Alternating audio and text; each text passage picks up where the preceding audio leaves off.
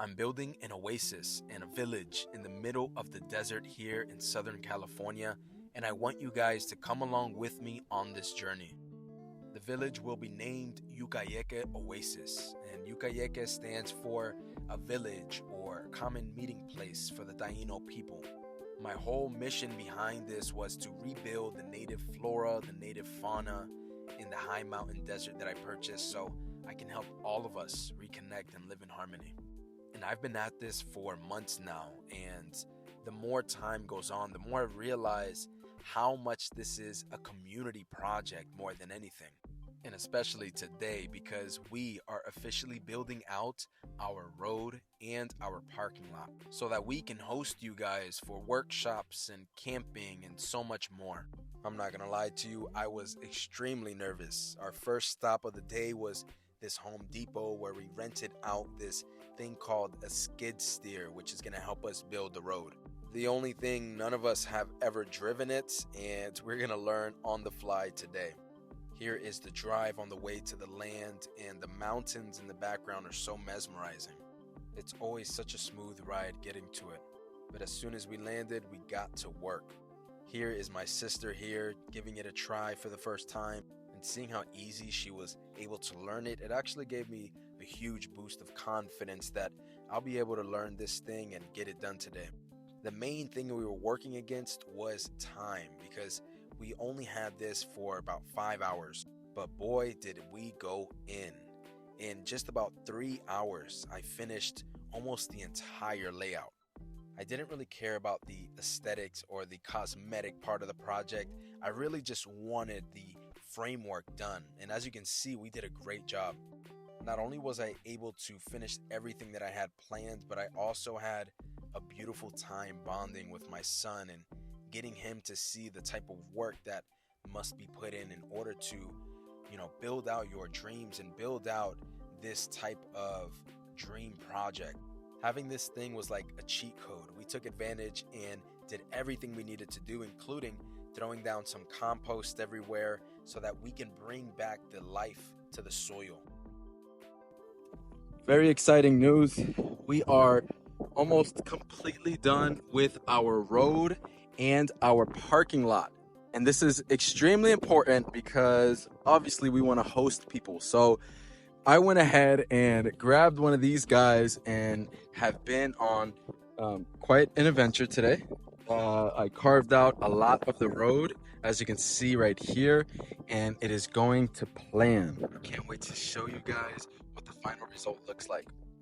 Some pretty amazing stuff we happened to see today. One was all the wildflowers from the super bloom that is happening right here in California from all the rain. Two is there is so much life. You can just hear it. So much life on the land when before it was just barren. So I'm so happy to see that as the vegetation comes, the animals come through.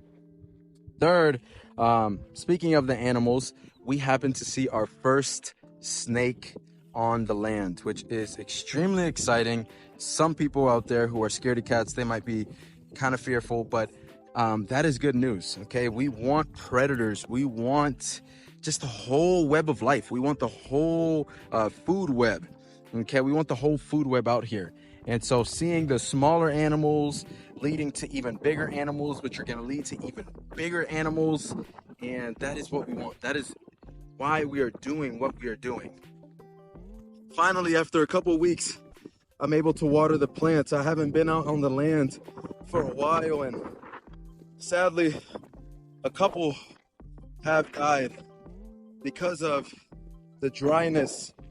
But that's okay, because the ones that survived, I'm just gonna double down and triple down on those because they're already so acclimated to this climate.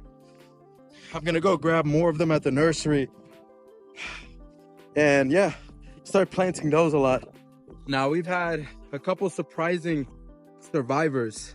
Mind you, it's been almost a month since I've been out here, and we have a couple that are surviving. So mostly the sages are really well acclimated to this high mountain desert that doesn't receive much rainfall. but I'm gonna start populating this place with sages because I've seen a lot of animals around them, a lot of wildlife around them, especially the bugs and the butterflies. So yeah, we're gonna double down on those and just spread different types of sages all over the place. I mean, I'm still surprised that some of these have just been doing really, look at that. Some of these have been doing really well. This is 1 month with no water and just straight sunlight. So yeah, these sages are a miracle. They are really tough plants. And I mean, spiritually, medicinally, there's so many benefits to them, but they also benefit the wildlife. These are some of the more long-term investments. The long-term plants are the trees. We have a couple pines, a couple oaks, and we're gonna go check on those right now, but I am really surprised on how pretty this looks for not being watered in a month. Look at this, we have a survivor. This might be the sugar pine. I believe it is the sugar pine or the pinon pine, both which have been declining in numbers. So that is the main reason, besides it being native to the area, it is the main reason why I grabbed these, because I want to increase the population. And also, if you look around, I mean, it's just, there's not a tree in sight. So we have to start bringing back the trees. The trees are what are going to stop well, a couple things. It's going to stop the soil from being degraded so fast. It's going to provide shade to the soil, and that's going to help with keeping the water inside the soil. It's also going to be providing plant material to the soil. So that is going to be providing nutrients.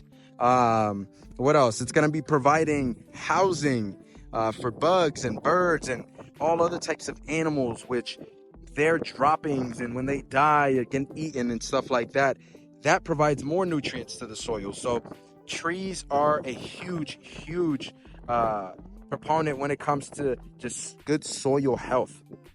We have another one that is doing really well. Surprisingly, it is doing really well. Yeah. I honestly can't even remember what type of plant this is. I'm gonna have to look it up and put it in the captions, but yeah, I'm gonna have to give water to this guy. Look at this. A lot of new growth, a lot of grasshoppers. Now this one does not look like it is going to make it. I mean, I'm gonna water it anyways, but this guy is looking really dry. It's not really looking too good, but we're gonna water it anyways. Look at this guy, look at this. What is this red? What is this red? Look at that beauty. Wow. These are so beautiful. Wow.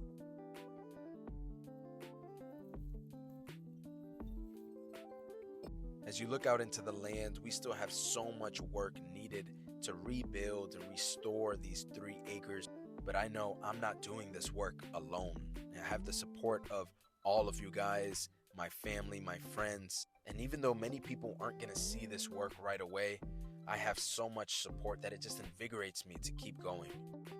On the ride home, I was able to reflect on the work that I'm really doing here, and it's one that's gonna span and be felt for generations.